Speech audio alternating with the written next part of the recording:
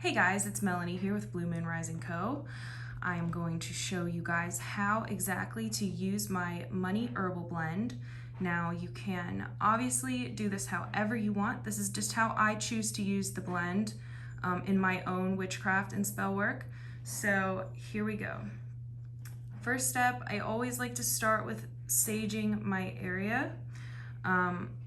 When I sage before a spell, I will usually go into each room and do each room of the house, each corner of the house. If I want to be extra, I'll even do in the cupboards. You want to make sure that you get every single room and have a door or a window open and just tell all the negativity to leave your house, leave your space, because you are about to be conducting witchcraft, and you need to have all of that negativity out of your space before you do any kind of spell work.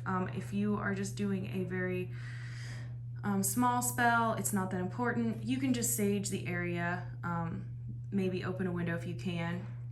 You don't even have to sage the area. If you, I've got customers who aren't able to use sage, maybe they're in an apartment or they live with somebody who they don't want to know what they're doing.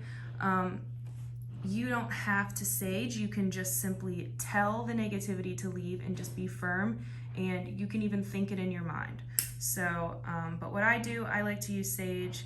I think it really brings me into the mindset that I need to be in for spell work. So, first step, I've saged my space, and we're just gonna put that right there. Okay, so now, obviously we need our herbal blend. This is a how-to video on how to use my herbal blend. I'm sure I'm going to be getting a lot of questions, so this is for you guys. Next thing that we need a candle. Now, I've got a green chime candle here. You can get these on Amazon for pretty cheap. That is just what I've got here. You can also use a white candle. You can use a gold candle. It doesn't even have to be a chime candle. It can be a little tea light candle, okay? Any candle that you have, if it has like the glass around it, that's okay too. The reason I like to use chime candles is because with spell work, it's a good idea to let the candle burn all the way down while you're still watching the spell, instead of, putting it out and then coming back later. It's a good idea to do it all in one session. So chime candles usually burn in an hour or two. They're small, and once you are done burning the candle, that is when the spell is put into action. So that's just why I like to use these small chime candles. So first thing I'll do is I have these metal plates. I got them at Goodwill. So nothing fancy. You can use just any old household plate. Just make sure that it's nothing that can catch on fire. Because we're using the plate to make sure that when the candle burns down, it's not going to catch anything else on fire, okay? I also have this sigil that I've made, and this is just a very simple sigil to bring money towards me, since we are doing a money spell right now. And if you don't know how to make a sigil, that's okay. I have a video on that on my channel. All you need is a pen and a piece of paper, and I've used a green pen here to represent money. You can use any color you'd like. So I will put a link below on how to make a sigil. You don't have to make a sigil. This is just something that I find adds a powerful boost to my magic. So what I like to do with the sigil is I like to fold it towards me 3 times. So I'm going to fold it towards me 1, and then we're going to So we fold it once towards us, and then we turn it clockwise, fold it again towards us, turn it clockwise again, and then fold it again towards us.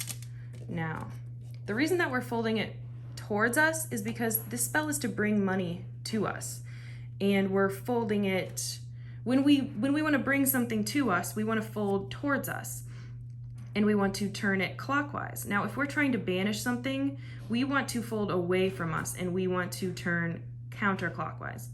Just remember that for if you are ever trying to banish something. But for bringing things in, such as love, money, anything that we want, anything good, you are going to want to fold that paper towards you. So what I do is I put it underneath the plate, so that can help charge the candle with my intention.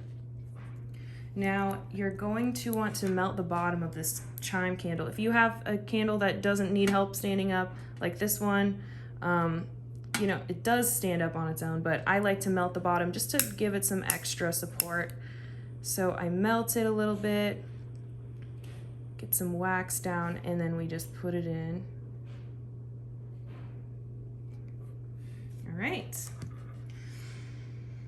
Now I've got some conjure oil here. As you guys know, I sell conjure oils in my shop. This is my golden money goddess oil. You don't have to do this. This is an extra step that I'm just doing. So completely optional for this spell, but I do find conjure oils are very helpful, very powerful. So I just drip some onto this candle. Now you can put it onto the candle before putting it on the plate, which is something that I usually do, but dripping it on is just as good.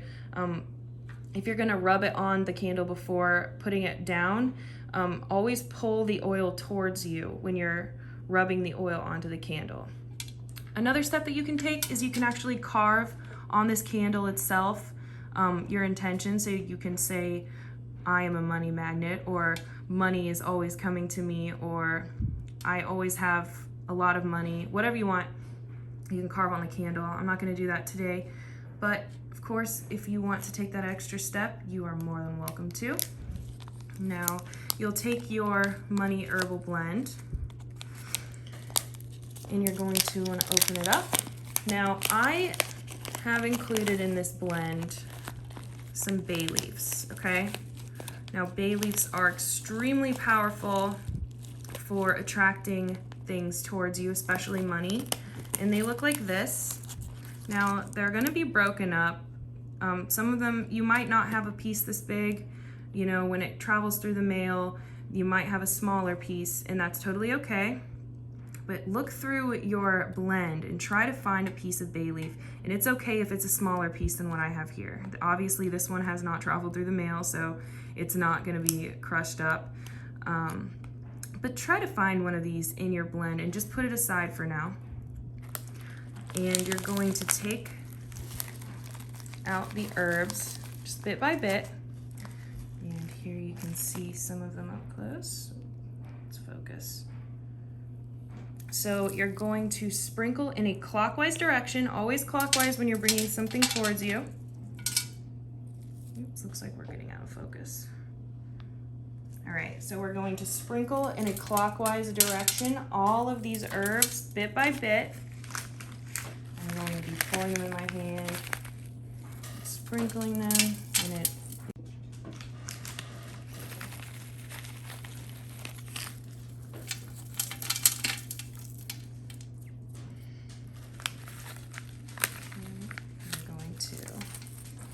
keep adding these herbs in a clockwise direction until they're all gone.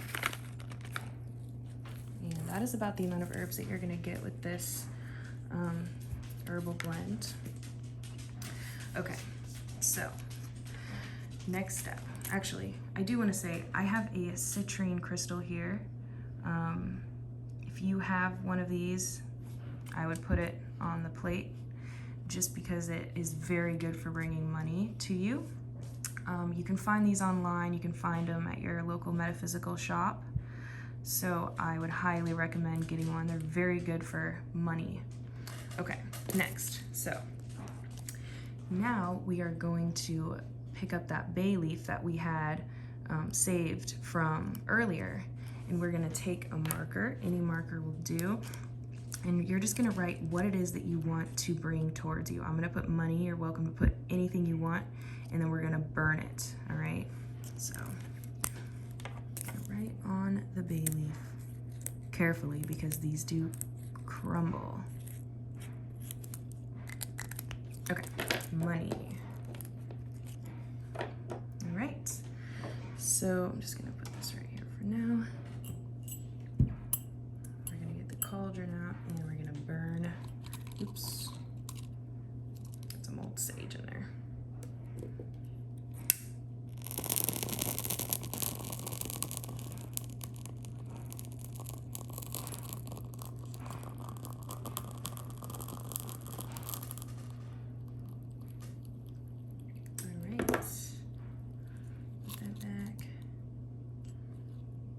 Is just signaling the beginning of the spell.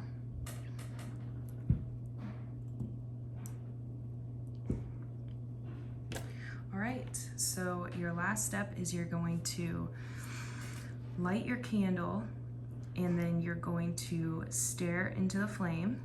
So I'm going to light the candle. Now you're going to stare into the flame of the candle as it burns for as long as you can possibly do that. And you're going to let this candle burn all the way down. And as you're staring into the flame and you're meditating into this flame, you are going to just picture all of this money and wealth coming towards you. I want you to meditate and imagine that you are opening up your bank account app on your phone and you're seeing a specific number in there. And just feeling that feeling that you would feel if you saw that amount of money in your bank account, or whatever it is.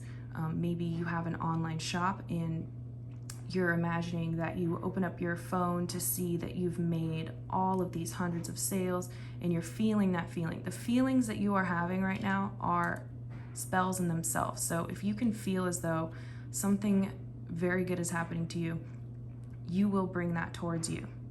So try your best to get into that mindset, be visual in your mind if you can. Say things out loud. Imagine conversations that you're having with people that you're telling. Maybe you're telling your boyfriend, or you're calling up your mom and saying, oh my God, I made all these sales, you know. Come up with scenarios in your head and just feel it as you're staring into this candle, and stare into the flame for as long as you can. I did forget to mention casting a circle before the spell, before you begin the spell, is very important. If you don't want to do it, that's okay, but I do have a video on that as well. If you want to know how to cast a circle, it is basically a way of creating a charged space that is protected and sacred for you to perform your ritual. So you're going to want to cast your circle, and I will put the link to that video down below for step-by-step how to cast a circle. And once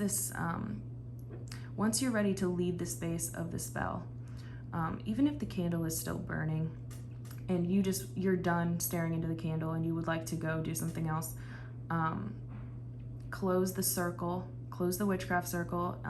You'll learn how to do that in my video that I'm going to link down below. And you can leave the spell. Of course, be safe. You know, this is a burning flame, but don't, go leave the house or something, but keep an eye on it. But you don't have to keep staring into the flame the whole time.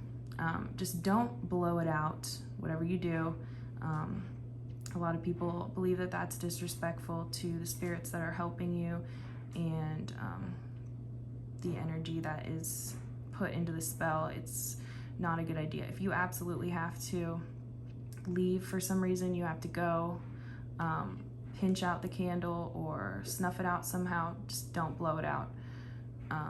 And then once the candle is completely burnt down and it goes out on its own, the spell is done, and it has now been put into action.